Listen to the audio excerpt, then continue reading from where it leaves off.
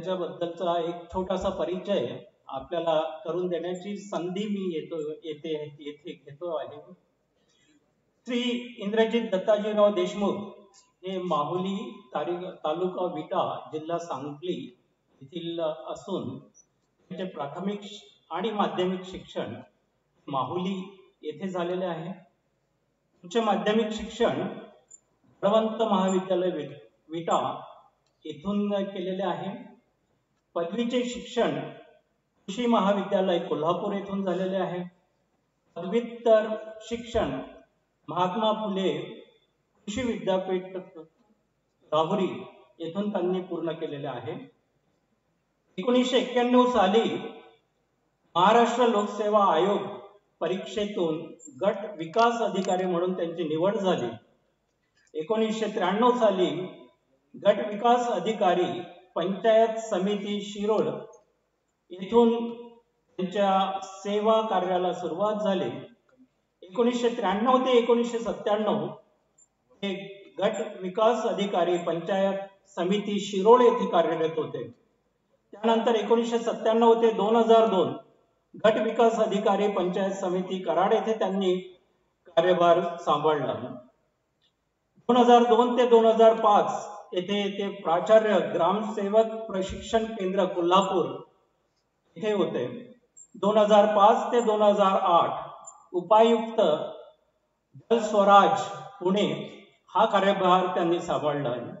2008 ते 2011 मुख्य कार्यकारी अधिकारी क्षमता विकास वसुंधरा प्रकल्प महाराष्ट्र राज्य।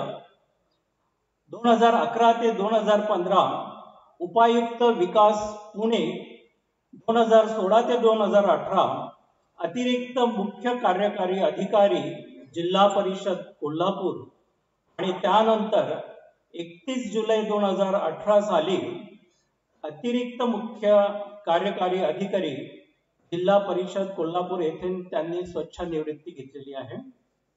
त्यांची काही पुस्तके पण प्रकाशित झालेली आहे। त्यामध्ये निर्मळ गाव निर्मळ जीवन, जय हो मंगल हो, बोल अमृतांचे, तस्मात योगी भव, शब्द अंतरीचे, जाता पंढरीशी ही विविध पुस्तके त्यांनी प्रकाशित केलेली आहे। आणि त्यासोबतच अनाहतांचा आत्मस्वर हा काव्य संग्रह पण त्यांचा प्रकाशित झालेला आहे। त्यांच्या विविध कार्यासाठी त्यांना विविध पुरस्काराने सन्मानित करण्यात आलेला आहे। त्यापैकी अक्षर पुरस्कार, अक्षर मानव पुरस्कार, नेताजी सुभाषचंद्र बोस युवा गौरव पुरस्कार, वाक प्रभू पुरस्कार अशा विविध पुरस्काराने हे सन्मानित करण्यात आलेले आहे। तर अशा या बहुआयामी व्यक्तिमत्व श्री इंद्रजित दत्ताजीराव देशमुख ज्यांनी आपली SDO म्हणून चीफ एक्झिक्युटिव्ह ऑफिसर पर्यंतचा प्रवास केलेला आहे। अशा या बहुआयामी व्यक्तिमत्वास मी आजच्या या पद्मश्री डॉक्टर विठ्ठलराव विखे पाटील स्मृती व्याख्यानमालेच्या 24व्या वर्षात तिसरे पुष्प जे की स्पर्धा परीक्षा आणि आजचा युवक यावर आधारित आहे, त्यासाठी त्यांना आमंत्रित करतो आणि त्यांनी आमचे आमंत्रण स्वीकारल्याबद्दल धन्यवाद देतो। धन्यवाद सर। यानंतर आजचे व्याख्याते आणि व्यासपीठावरील मान्यवरांना विनंती असेल की त्यांनी सहकार महर्षी पद्मश्री डॉक्टर विठ्ठलराव विखे पाटील, लोकनेते खासदार डॉक्टर बाळासाहेब विखे पाटील व सिंधुताई विखे पाटील यांच्या प्रतिमांचं पूजन करून समयीतील ज्ञानज्योती प्रज्वलित कराव्यात। सहकारी साखर कारखानदारीचे आद्यजनक सहकार महर्षी पद्मश्री डॉक्टर विठ्ठलराव विखे पाटील यांच्या प्रतिमेचं पूजन त्यांच्या समवेत सन्माननीय लोकनेते खासदार डॉक्टर बाळासाहेब विखे पाटील आणि सिंधुताई विखे पाटील या मान्यवरांच्या प्रतिमांचं पूजन या ठिकाणी संपन्न होत आहे।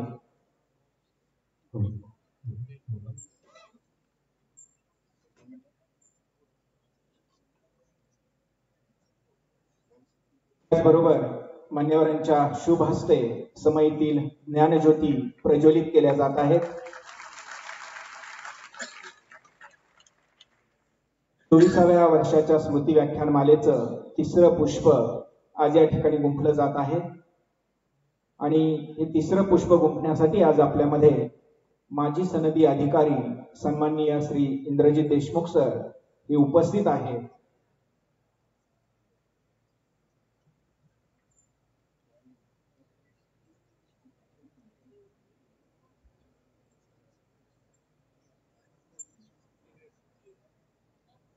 धन्यवाद सर.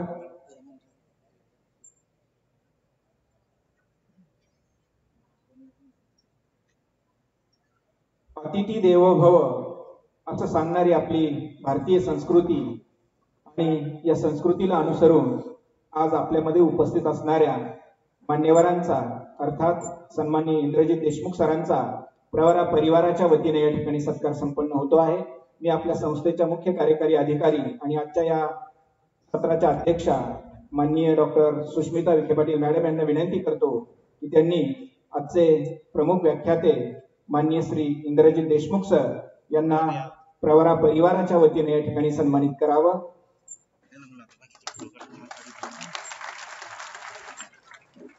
लढत भाग 1 व 2 त्याचबरोबर देह वेचावा कारणी आणि साईबाबांच्या समाधीवर जी पुष्प अर्पण केली जातात त्या पुष्पांपासून तयार केलेल्या सुगंधित धुपाचं अगरबत्तीचं आणि गंधाचं या ठिकाणी त्यांना सप्रेम भेट देऊन त्यांचं स्वागत केलं जात आहे. त्याचबरोबर सहकार महर्षी पद्मश्री डॉक्टर विठ्ठलराव विखे पाटील यांचं स्मृती चिन्ह देऊन त्यांचा गौरव या ठिकाणी संपन्न होतो आहे.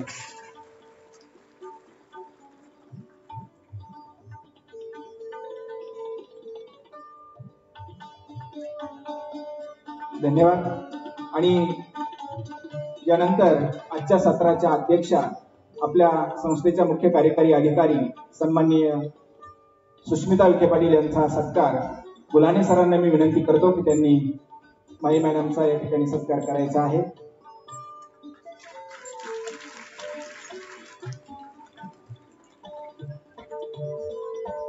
धन्यवाद. माई मॅडमला विनंती असेल की 2 मिनिटं या ठिकाणी शुभेच्छा देऊन आपण व्याख्यानाला सुरुवात करूया.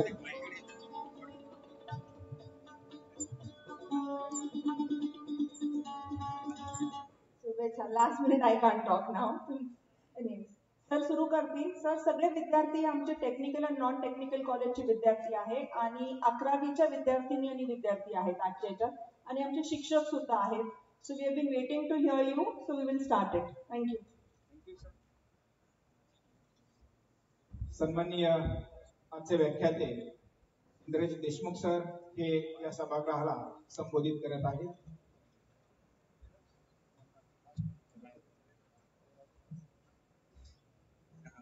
आदरणीय पद्मश्री डॉक्टर विठ्ठलराव विखे पाटील या स्मृती व्याख्यानमालेच्या निमित्तानं उपस्थित असणाऱ्या ताई, सर्व उपस्थित आचार्य, वंदनीय गुरुवर्य आणि पराक्रमाच्या वयामध्ये पराक्रम करण्यासाठी उत्सुक असणारे उपस्थित सर्व दीदी आणि दादा. पराक्रम या दृष्टीने मी म्हटलं की 25 वर्षाच्या आत जर पराक्रम झाला तर पराक्रम होतो आणि एकदा 25वं वर्ष ओलांडून गेलं तर पराक्रमाची शक्यता धूसर होत जाते. त्यामुळे कारण हे वयच असं आहे की या वयामध्ये मोहाचे क्षण पण प्रचंड आहेत आणि त्याच्यातून पराक्रमाचाही मार्ग काढायचा आहे. आणि अशा मनस्थितीमध्ये स्वतःला एकाग्र करून आपल्या पराक्रमाची दिशा ठरवायची असते.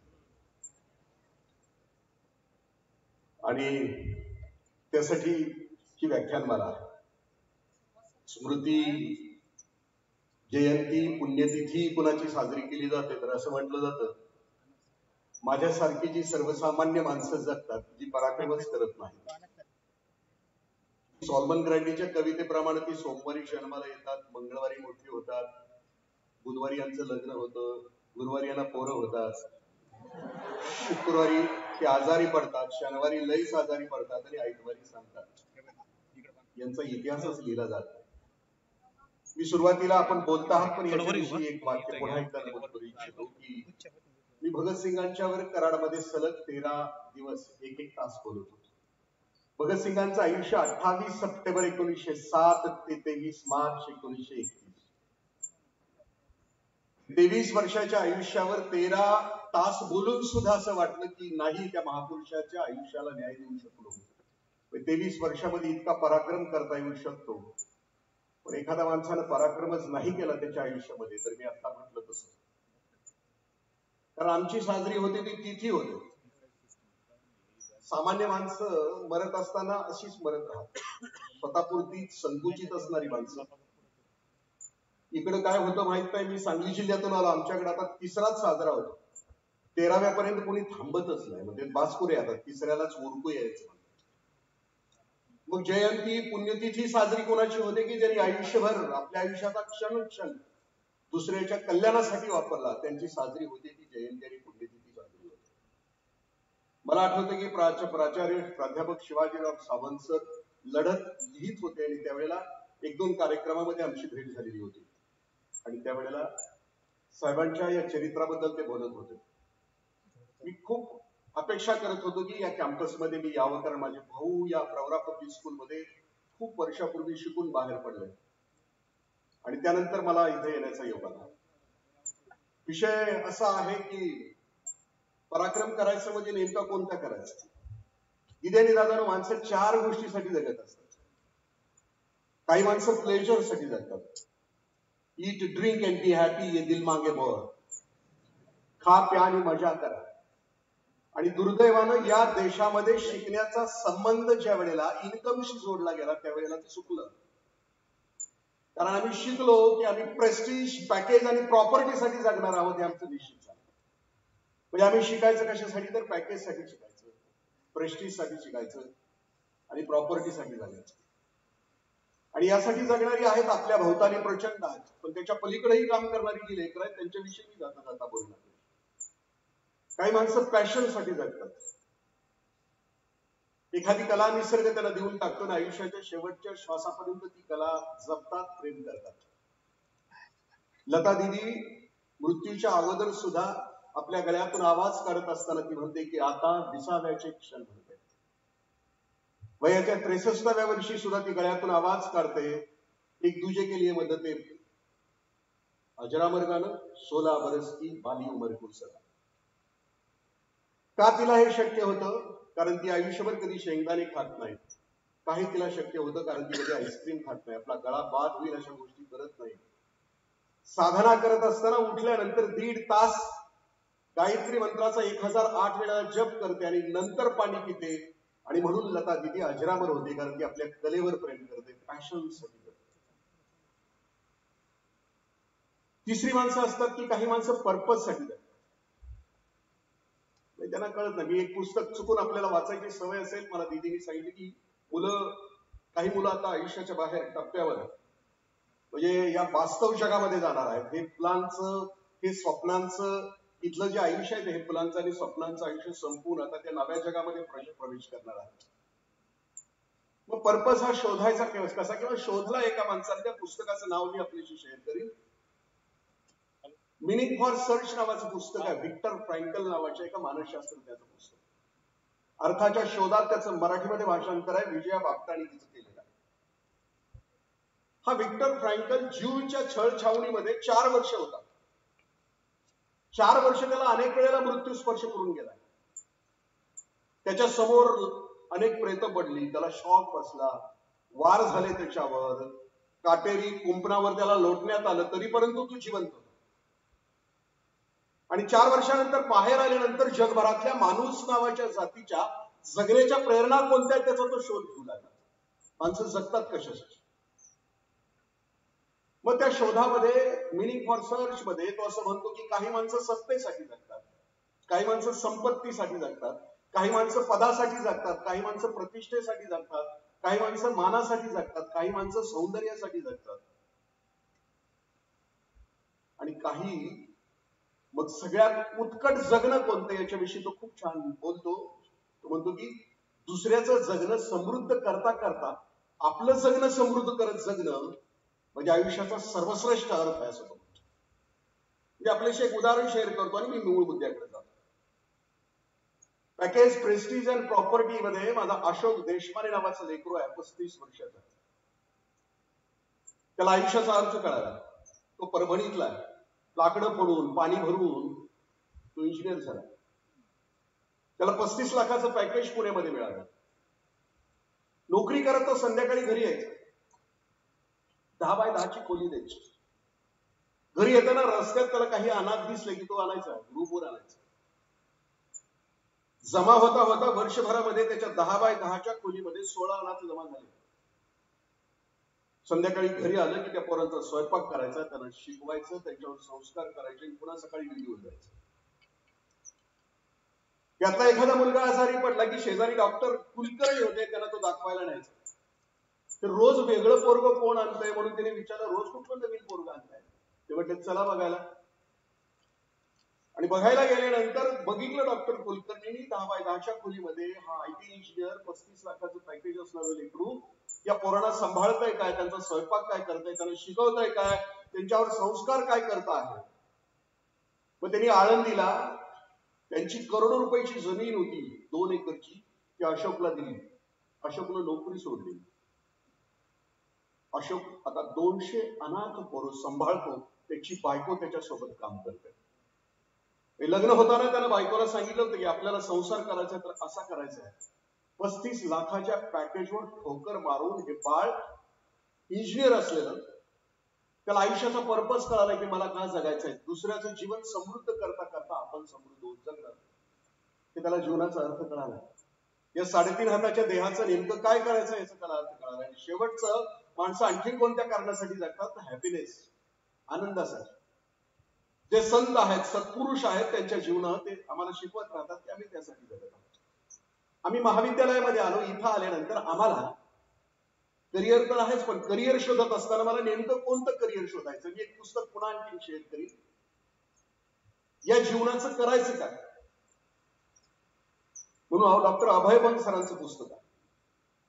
त्यांनी तरुणाईला एक सूत्र दिलंय आणि त्या सूत्रानुसार आपलं करिअर निवडायला सांगितलं. दुर्दैवानं आम्ही करिअर निवडत असताना आमचा कोणीतरी काका, मामा, दादा आम्हाला सांगतो की नाही या शाखेला गेलं तर तुझं जीवन चांगलं. आमचे काउन्सिलर कोणीतरी वेगळे असतात. मी ज्या पठडीतून, मी ज्या कालावधीमध्ये MPSC ला पोहोचलो, मला नव्हतं जायचं. मला इकॉनॉमिस्ट व्हायचं होतं.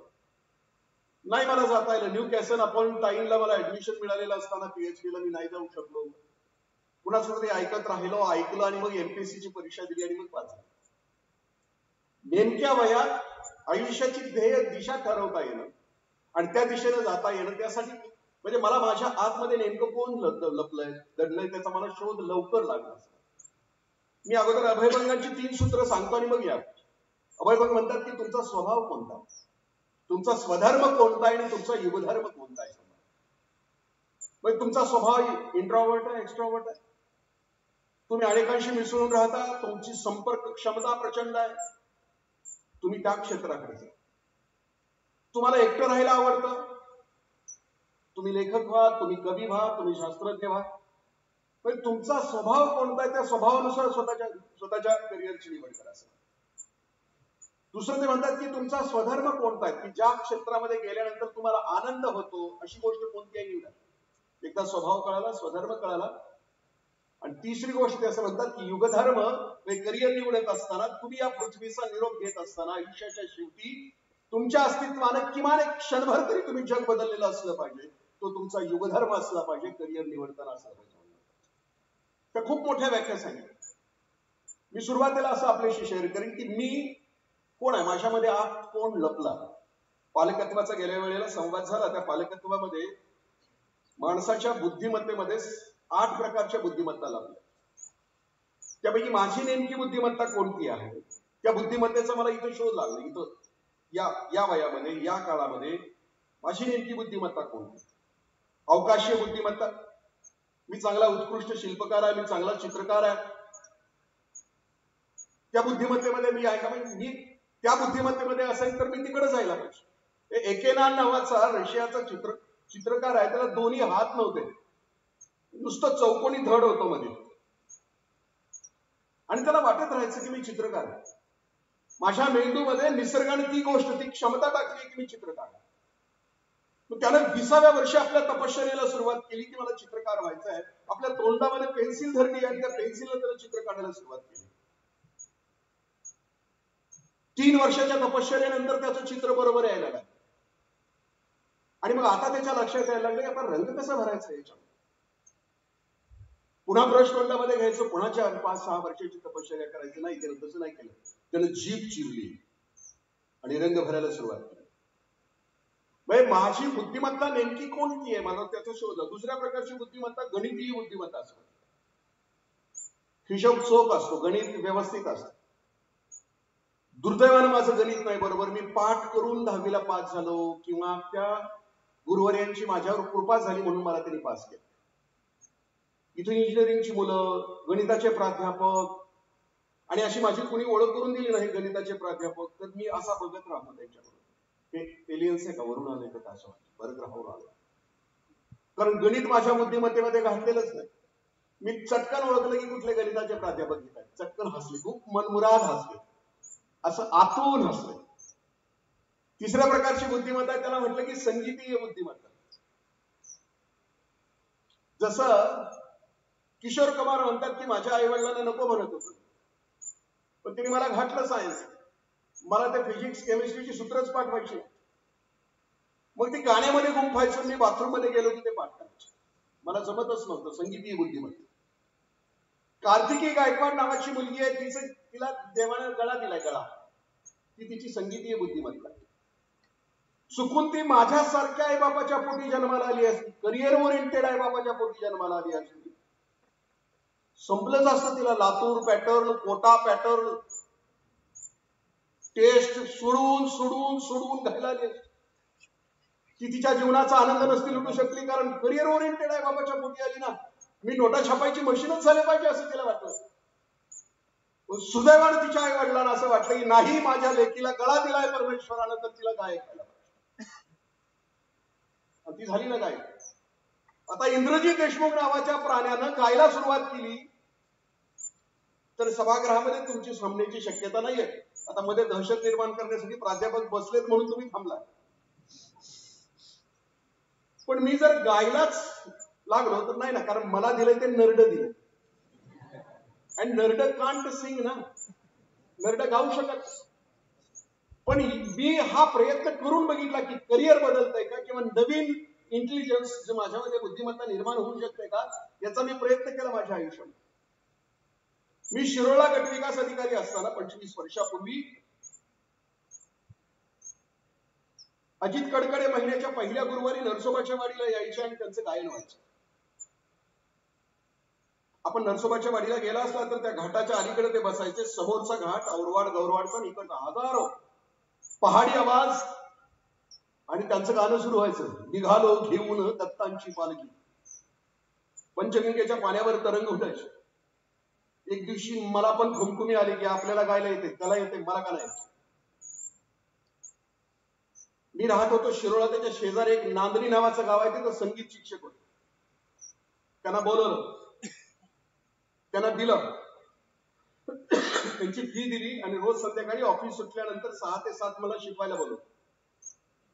गुरुजी मला 1 महिनाभर एकच अभंग शिकवत होते, खूप मनापासून शिकवत होते. एकनाथ महाराजांचा अभंग होता, जैसे अपरी आहे तैस्या स्थितीर आहे, कौतुक पाहे संचिताचे. एकच अभंग महिनाभर. 1 महिन्यानंतर गुरुजीने माझे पैसे माझ्या टेबलवर ठेवले. म्हणजे साहेब नमस्कार, मी काय उद्यापासून येत नाही. का? ते म्हणजे माझा आवाज बदलायच्यात मला सोडून. म्हणजे माझ्यामध्ये जी बुद्धिमत्ता नाही त्या बुद्धिमत्तेकडे मला जाता येणार.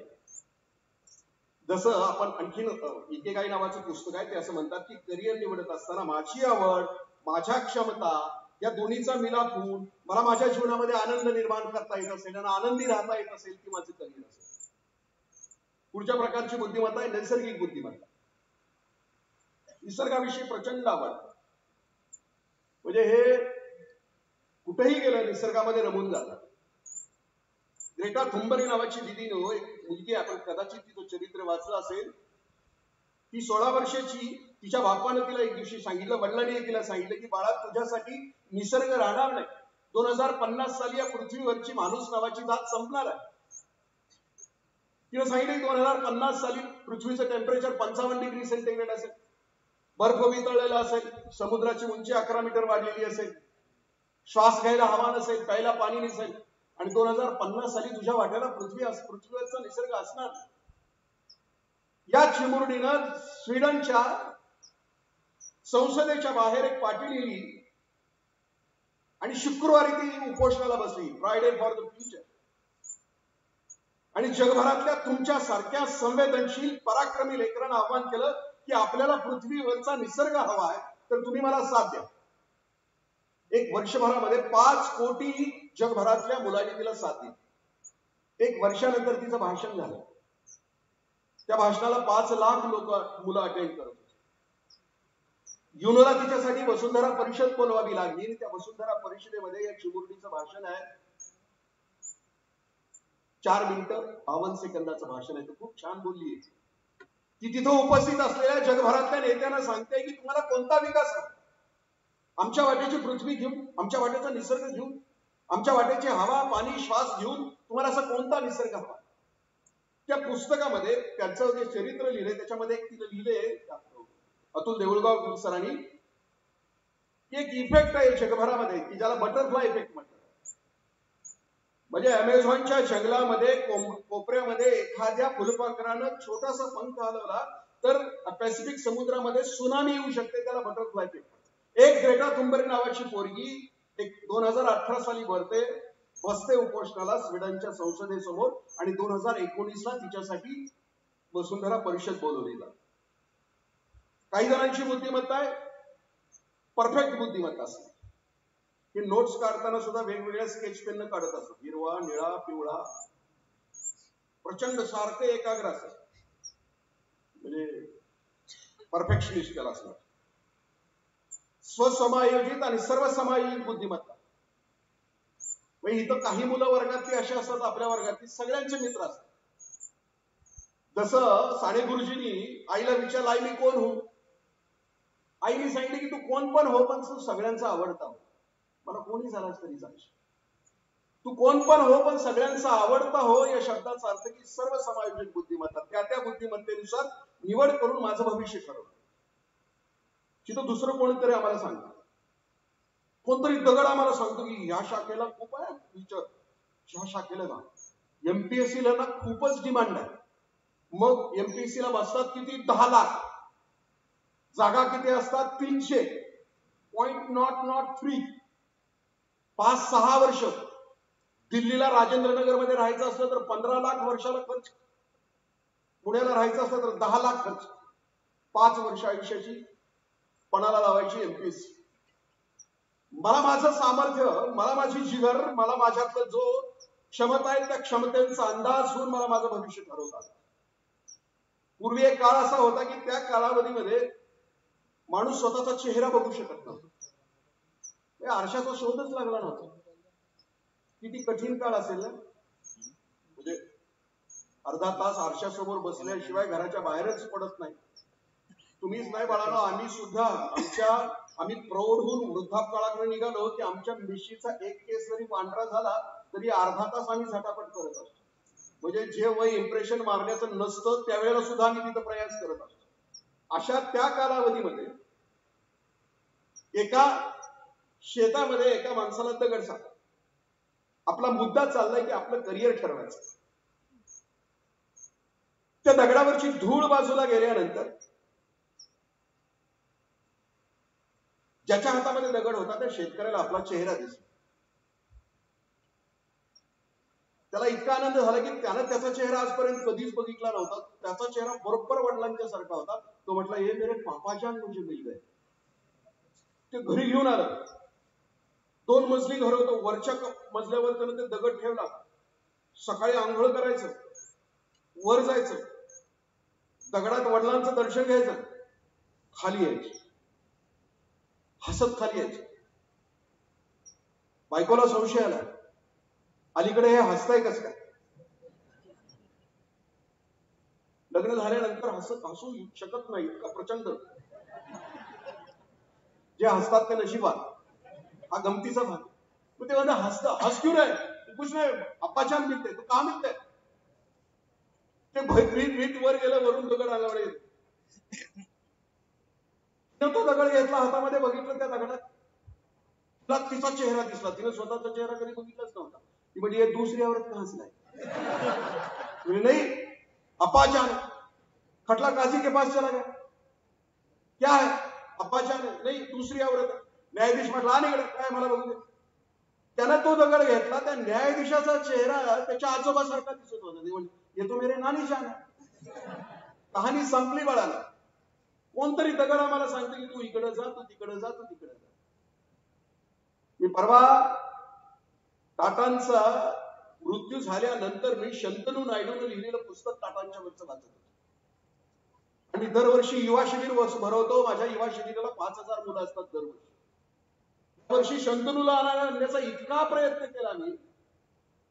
त्याची भाषणं बघितली. ते पोरग एवढं टाटांच्या त्या पिढीमध्ये त्याचे वडील तिसरी पिढी आणि हा चौथा आहे.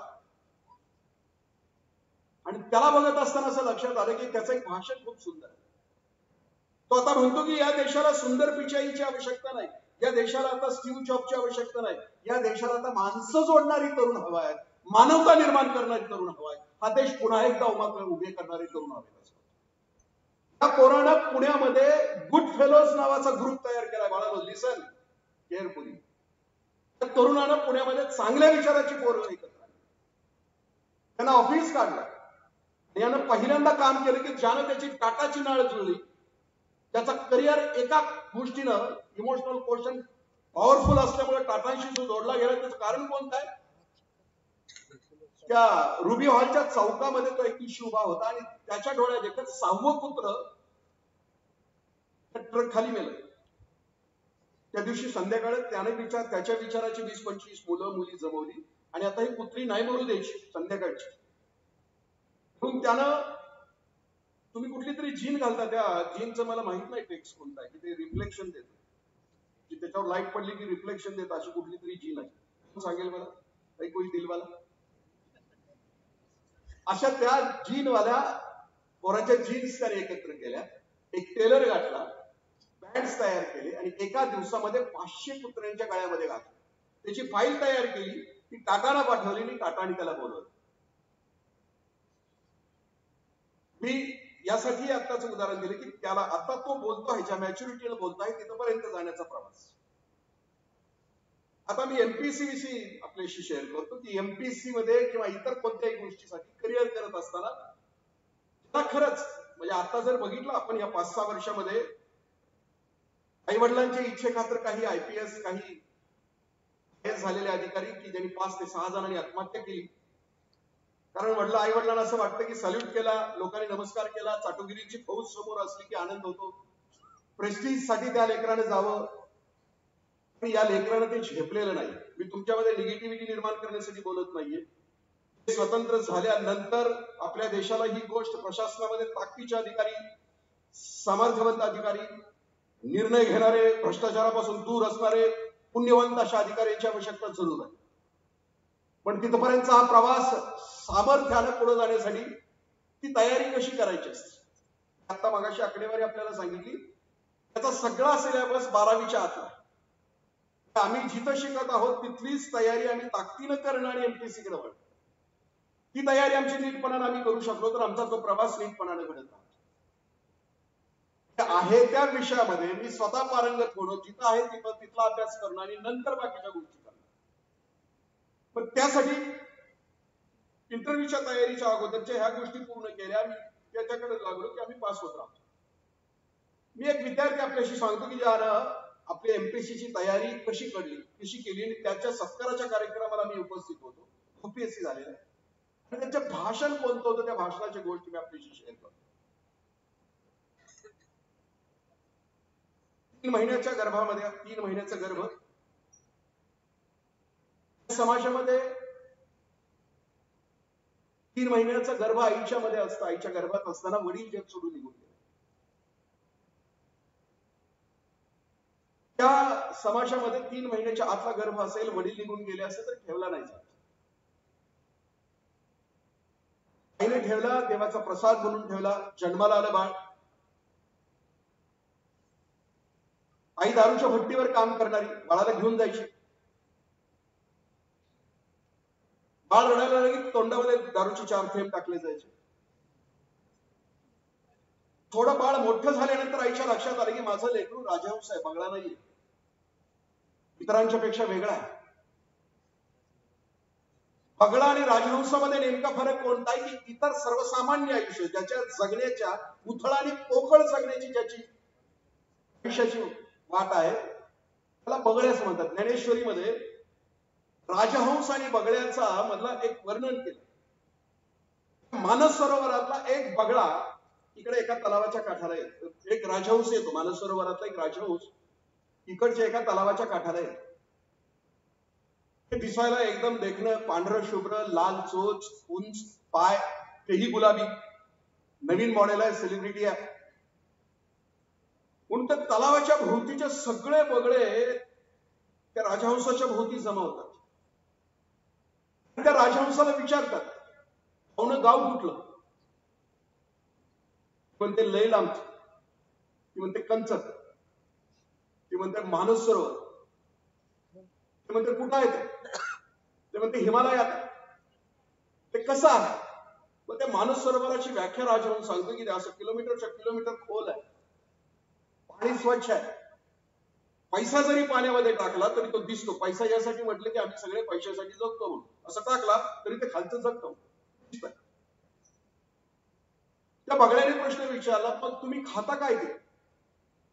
ज्ञानेश्वरीचा दृष्टांत आपल्याशी शेअर करतो आहे. तो राजहंस म्हणतो की आम्ही मानस सरोवरातली हिरे, माणिक, मोती आणि पाचू खातो. ते म्हणते कसं खातो? तर ते म्हणतं की आमच्या चोचीमध्ये एक असं रसायन आहे, मुक्ती, मोतियाचा ओगुरू असं, मुक्तीचा रसायन आहे, ते पाझरवतं. आणि हे बघितल्यानंतर सगळे बगळे त्याच्याकडे बघून आश्चर्यचकित होतात. म्हणतात ह्याला राग येतो की हे सगळं वेगळंच आहे, शुद्ध पाण्यामध्ये राहतंय, खातंय वेगळंच, आमच्यापेक्षा वेगळं आहे. ह्या सगळ्या बगळ्यांना राग येतो, फडफड फडफड करतात, क्या करतात. आणि त्या राजहंसाला एकच प्रश्न विचारतो, तिथं खेकडेने मासे मिळतात का सांग. हा एका उंचीची गोष्ट करतो आहे. या आईला असं वाटतं की माझं बाळ वेगळं राजहंस आहे. जिल्हा परिषदेच्या शाळेमध्ये टाकलं जातं. जिल्हा परिषदेच्या शाळेतून 5वी ते 12वी आदिवासी हॉस्टेलमध्ये टाकलं जातं. आदिवासी हॉस्टेलमध्ये 5वी ते 12वी मध्ये प्रत्येक वर्गामध्ये पाहिजे, प्रत्येक विषयामध्ये पाहिजे. 12वी मध्ये सीईटीच्या त्यावेळेच्या परीक्षेमध्ये महाराष्ट्रामध्ये दुसरा, ग्रँड मेडिकल कॉलेज मुंबईच्या मेडिकल कॉलेजला प्रवेश. मेडिकल कॉलेजच्या प्रत्येक विषयामध्ये, प्रत्येक वर्गामध्ये पहिला. मुंबई विद्यापीठाची मेडिकल कॉलेज मधली प्रत्येक जेवढी गोल्ड मेडल आहे सगळी त्याला मिळत. पोस्ट ग्रॅज्युएशनची कॉम्पिटेटिव्ह एक्झाम अभ्यास करण्यासाठी लायब्ररीत बसले असताना युपीएससीची जाहिरात होती. युपीएससी पहिल्या अटेम्प्ट मध्ये पास. घरी आईला सांगितलं आणि पास झाल्यानंतर कलेक्टर, त्यांचं भाषण जळगावमध्ये होतं आणि ते सांगत होते की मी 5वी ते 12वी पर्यंत आणि 12वी नंतरचा माझा जो प्रवास आहे ते समोर बोलत होते. समोर आई रडत होती. 1.5 तास आपल्या लेकराच्या पराक्रमाची गाथा समोर बसून ऐकत होती. ते सांगत होते की 5वी ते 12वी पर्यंत मी आदिवासी हॉस्टेलमध्ये राहत होतो. शनिवारी रविवारी माझे मित्र जंगलामध्ये जायचे, हिरडा गोळा करायचे, मध गोळा करायचे, मोहाची दारू काढायचे, मजा करायची आणि मग परत यायचे. मी कधीच गेलो नाही, कारण माझ्या समोर त्यावेळेला 2 पर्याय होते. एक पर्याय होता घडण्याचा आणि एक पर्याय होता बिघडण्याचा. त्यावेळेला विचार करत होते की माझ्यासाठी माझी आई त्या चंद्रमौळी झोपडीमध्ये रात्रंदिवस कष्ट करते आहे. शनिवारी रविवारी कुणी नसायचं, भीती वाटायची, पण मी एकटाच राहायचो. 12वी नंतर मी मेडिकल कॉलेज मुंबईला गेलो. मुंबईला पोहोचल्यानंतर 2च ड्रेस, मेडिकल कॉलेजला चप्पल नाही, दारिद्र्य तेवढं, असं वर्ग उताराचं, पायऱ्या, स्लीपर, पायामध्ये स्लीपर वाजायची, भीती वाटायची. रविवारी सकाळी फीस्ट असायची, संध्याकाळी जेवण नसायचं. नदीच्या समुद्रावर जाऊन बसायचं, हवा खायची. महाविद्यालयात गेल्यानंतर सुद्धा माझ्यासमोर 2 पर्याय होते. पहिला पर्याय होता दिल दोस्ती दुनियादारी. दुसरा पर्याय होता माझी आई त्या चंद्रमौळी झोपडीमध्ये रात्रंदिवस कष्ट करते आहे, तिच्या जगण्याला मला न्याय द्यायचा. यूपीएससी पास झाल्यानंतर मोबाईल माझ्याकडे नव्हता. पोहोचलो घरी, झोपडीमध्ये पोहोचलो. आईला मिठी मारली आणि आईला मी सांगितलं आई मी कलेक्टर झालो. आईला कलेक्टर शब्दाचा अर्थ माहित नव्हता, आईला फक्त कंडक्टर माहित होता. आईने विचारलं कंडक्टर झाला का? लेकरू सांगता आईला की आई मी कलेक्टर झालो, मी जिल्ह्याचा राजा झालो. ते सांगत होते व्यासपीठावरून की त्या दिवशी यश घेऊन, पराक्रम घेऊन मी माझ्या झोपडीमध्ये ज्या वेळेला प्रवेश केला, मी माझ्या आईला मिठी मारली. 2 तास आम्ही त्या झोपडीमध्ये त्या दिवशी रडत होतो. त्याच्या अगोदरही त्या झोपडीमध्ये मी आणि माझी आई अनेक वेळेला रडलो. त्यावेळेला दुःख होतं, वेदना होत्या, कष्ट होतं, दारिद्र्य होतं, पिचणं होतं, सडणं होतं. अगोदर मी आणि माझी आई ज्या वेळेला एकमेकाला त्या झोपडीमध्ये भेटलो त्यावेळेला अंधार होता. पण आज ज्या वेळेला मी माझा पराक्रम घेऊन झोपडीमध्ये पोहोचलो आणि आईला मिठी मारली, त्यावेळेला तिच्या लेकराच्या पराक्रमानं ती झोपडी उजळून गेली होती.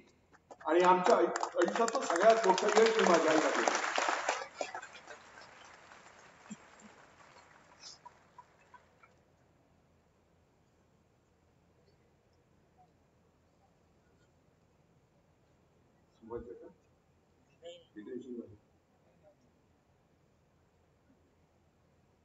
मध्ये दादाला काय प्रॉब्लेम आहे?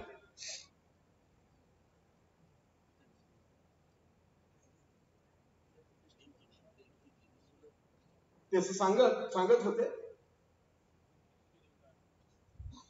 मी माझ्या आईला माझ्या आयुष्यातली सर्वोत्कृष्ट भेट दिली. मी सिद्ध होऊन माझ्या आईला भेटायला जाणं, मी सिद्ध होणं, मी पराक्रमी होणं, मी जगाच्या बाजारामध्ये यशस्वी होणं ही माझ्या आईसाठी माझी सर्वश्रेष्ठ अशी भेट होती. आम्हाला दिदी आणि दादानं ज्याला पराक्रम करायचा आहे, बोला आधी भेदी जय प्रमेय. माणूस ज्या वेळेला आनंदाच्या उत्कट स्थितीमध्ये असतो त्यावेळेला संवाद नाही साधत. त्याच्या चेहऱ्यावर, त्याच्या शरीरामध्ये केमिस्ट्रीमध्ये बदल काय होतो की त्याच्या डोळ्यामध्ये पाणी असतं आणि ओठावर असतं.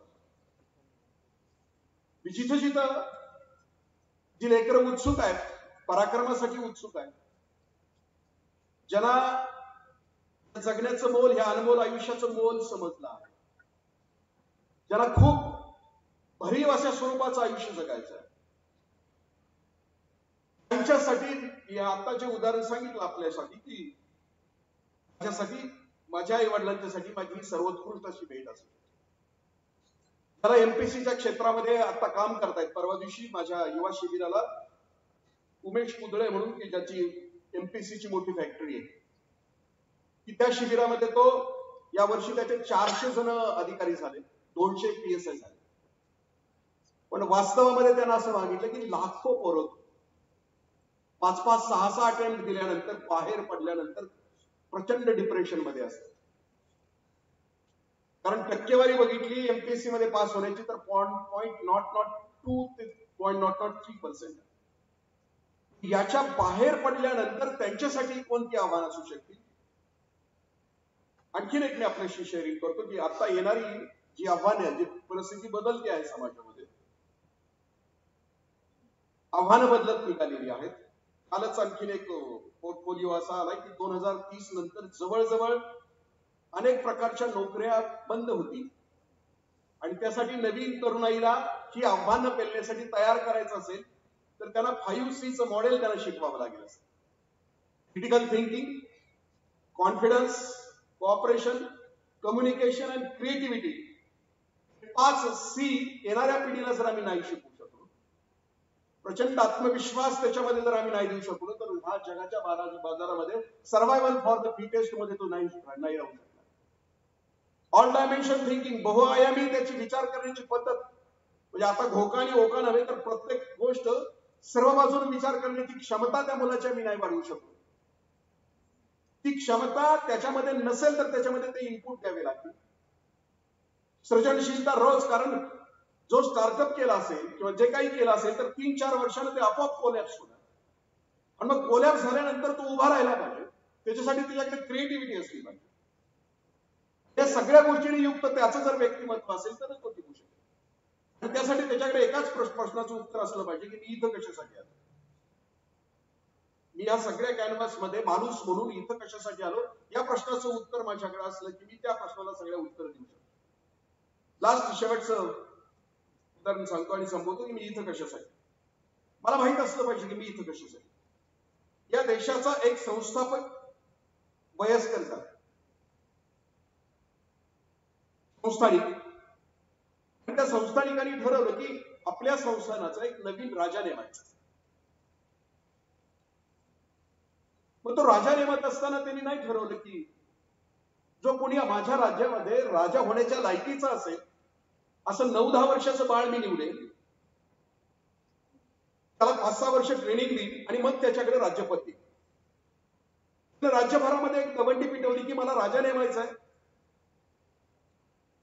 त्याला कोणाला इच्छा आहे राजा होण्याची, त्याने इंटरव्ह्यू साठी या. एक इंटरव्ह्यूची कमिटी नेमली त्या संस्थानिकांनी. आमच्याकडे सध्या कमिटीमध्ये काम कमी आणि ती ज्यादा, म्हणजे कमिटी असं म्हटलं जातं. एक सल्लागार समिती, म्हणजे सल्ला देऊन जी गार पाडणारी समिती असते तिला सल्लागार समिती असं म्हटलं जातं. अशी एक सल्लागार समिती नेमली आणि त्या सल्लागार समितीला 9-10 वर्षाच्या मुलांच्या ज्या असतील आजूबाजूच्या की जी राजा होण्यासाठी उत्सुक आहेत त्यांना इंटरव्ह्यू साठी बोलवलं.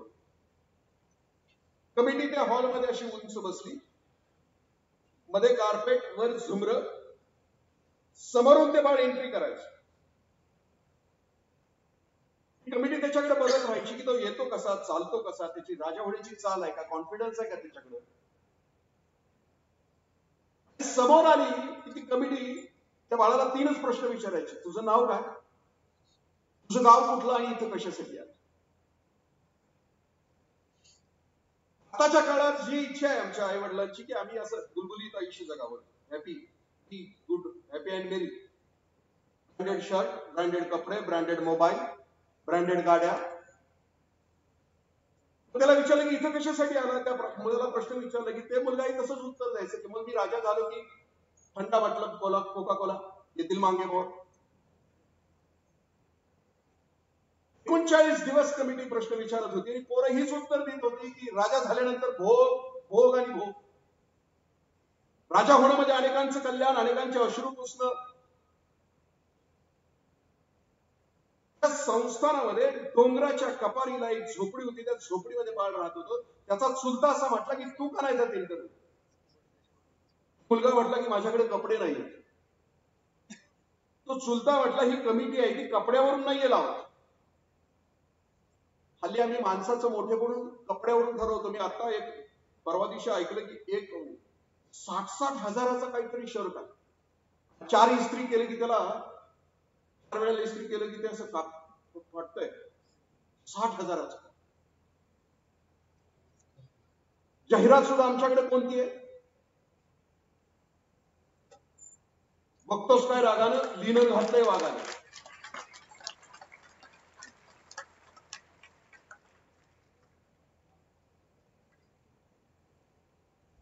त्या संस्थानिकाच्या त्या मुलानं सांगितलं की ये जा इंटरव्ह्यू दे. या बाळानं रात्री कपडे धुतली, इंटरव्ह्यूला पोहोचलं. शेवटचा दिवस होता. कमिटी प्रश्न विचारून थकली होती. हा मुलगा आहे, हा मुलगा बेल वाजली की यायचा दरवाजातून आत एंट्रीसाठी उत्सुक असेल. पण तिथला शिपाई काय त्याला आत सोडायचं नाही, कारण याच्या अंगावर कपडे चांगली नव्हते. शिपाई सुद्धा आत्ताच्याच काळातला होता. देखणं पोरग दिसलं, कपडे चांगली असली की त्याला नमस्कार करायचा. कोणीतरी विचारलं की आज जाणाऱ्या चांगल्या पोराला, देखण्या पोराला, कपडे चांगले असलेल्या पोराला का नमस्कार करतो? म्हटलं काय सांगावं, यातलाच कोणीतरी राजा होणार आहे, आतापासूनच चाटुगिरी केलेली बरी. त्या दिवशीच्या सगळ्यांचे इंटरव्ह्यू संपले. हा आपला हिरो आहे आताच्या कहाणीचा, तो शेवटी होता. कमिटीनं प्रश्न विचारला की कोण राहिलंय का शिल्लक इंटरव्ह्यू?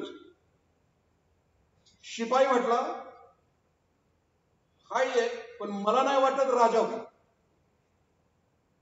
आता जर त्या शिपाईला कळत असतं कोण राजा होणार आहे तर त्याला कमिटीत घेतला नसतं का? पण आपल्याकडे भुरट्यांची संख्या खूप आहे. 20-20 दिवस कोण ठरत नव्हतं तर हे सांगते की कोण होणार. घरात बायको नका विचार. कमिटी म्हटली त्याला ते पाठवून इंटरव्ह्यू घेऊन टाकू. स्टे येण्यापेक्षा इंटरव्ह्यू घेतलेला बरा. स्टेचं राज्य आता खूप. त्या बाळानं आत एंट्री केली. याची चाल सिंहाची होती. याची चाल एखाद्या मृगराजेंद्र सारखी होती. याची चाल काळमिठा सारखी होती का? कर्ण पाठीमाग. त्याची चाल आझाद हिंद सेनेच्या, त्या गीतावर चालणाऱ्या आझाद हिंद सेनेच्या सैनिकासारखी कॉन्फिडन्स काही नव्हता अंगावर. पण जसा आझाद हिंद सेनेचा सैनिक चालायचा त्या चालीवर एक लेकरू चालत होतं. कदम कदम बढ़ाएगा खुशी के गीत गाए जा, जिंदगी है कौम की कौम पे लुटाए. अंधार पावलं टाकत हे लेकरू समोर आलं. कपड्यांचं भान नव्हतं. प्रचंड कॉन्फिडन्स, बबलिंग कॉन्फिडन्स. समोर आलं. कमिटीनं पहिले 2 प्रश्न विचारलेच नाही. डायरेक्ट 3रा प्रश्न विचारला, इथं कशासाठी आला? बाळानं हाताची घडी घातली. ज्यानं प्रश्न विचारला होता त्याच्या नजरेला नजर दिली आणि त्याला सांगून लागले येस, राजा होण्यासाठी आला. आतापर्यंत उत्तर कुणीच दिलं नव्हतं. कमिटी उठली, खाली आली, खांद्यावर घेतलं, नाचली त्याला आणि म्हटले तूच आमचा राजा. दिदी आणि दादानं एक सांगी मांगीची कहाणी नाही, महाराजा सयाजीराव गायकवाड यांची कहाणी. त्याला माहित होतं मी कोण होणार. ही होण्याची तयारी. द लास्ट मी मगाशी म्हटलं ना, टक्कर या सगळ्या गोष्टींशी घेण्यासाठी आपला इमोशनल क्वोशंट प्रचंड ताकदीचा असला. त्या मुलीची कहाणी सांगतो आणि संपतो. या वर्षी UPSCच्या 12वीच्या बोर्डाच्या परीक्षेमध्ये शर्मा नावाची मुलगी पहिली आली.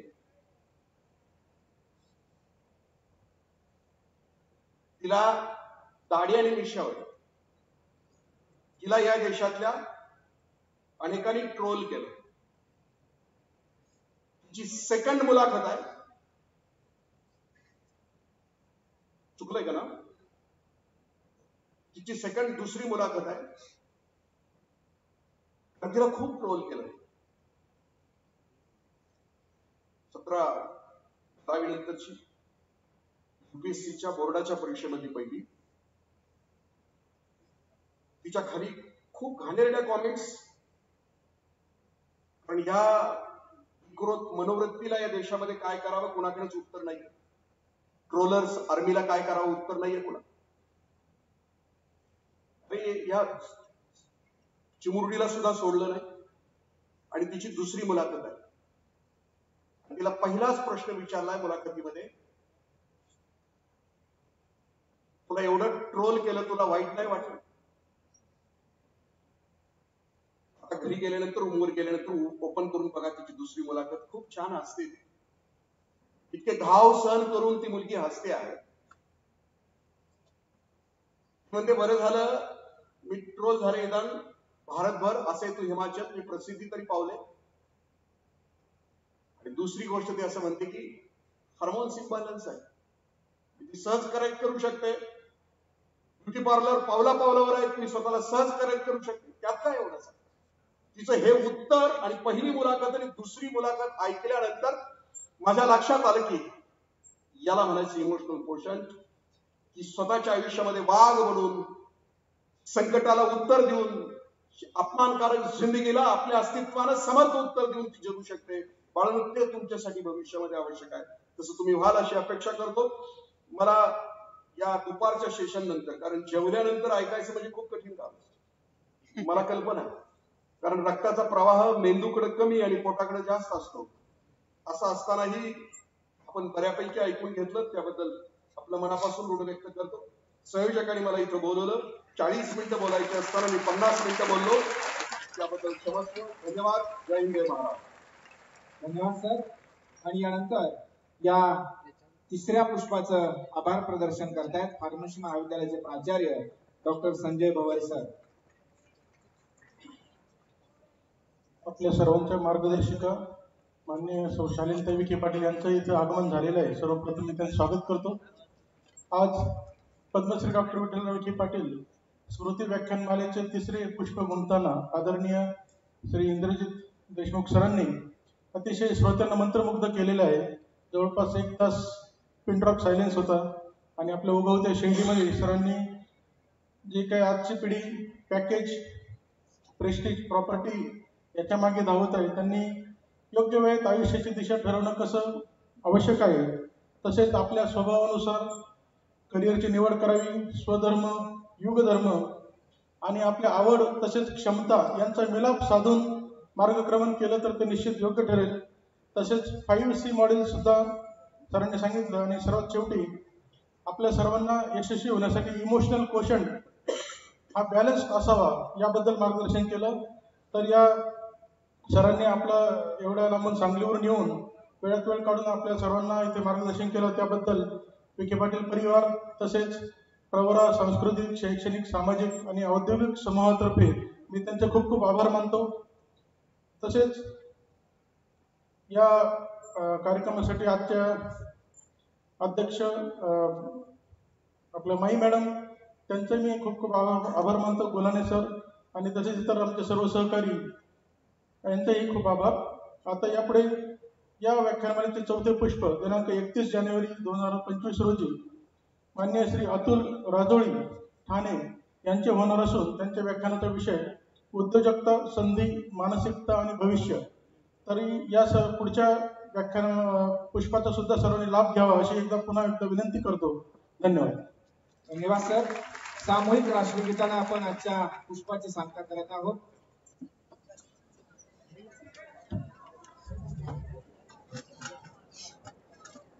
सर्वांनी सावधान स्थितीत उभं राहायचं आहे.